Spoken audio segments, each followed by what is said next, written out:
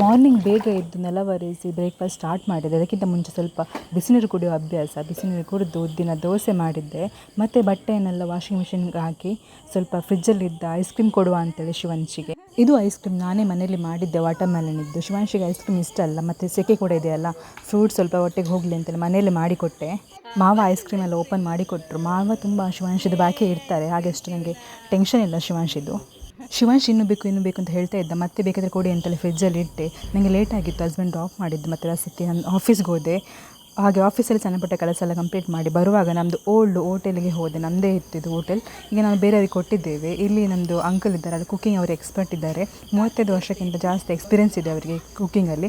ಅವರದ್ದು cooking super ಆಗಿರುತ್ತೆ. ಅವರ ಕ್ಯಾಂಟೀನ್ಗೆ ಹೋಗಿದ್ದೆ. ಮತ್ತು ರಿಟರ್ನ್ ಬಂದು ಸ್ವಲ್ಪ ಹೊರಗೆಲ್ಲ ಸುತ್ತಾಡಿದೆ. ಈವ್ನಿಂಗ್ ಸ್ವಲ್ಪ ಖುಷಿ ಆಗುತ್ತಲ್ಲ ಸುತ್ತಾಡಲಿಕ್ಕೆ. ಶಿವಾಂಶಿಗೆ ಈವ್ನಿಂಗ್ ಮಿಲ್ಕ್ ಶೇಕ್ ಮಾಡಿಕೊಟ್ಟೆ. ಮತ್ತು ಬರುವಾಗ ಫಿಶ್ ತಂದಿದ್ದೆ, ಫಿಶೆಲ್ಲ ಕಟ್ ಮಾಡಿ ಕರಿ ಎಲ್ಲ ಮಾಡಬೇಕು ಇನ್ನು.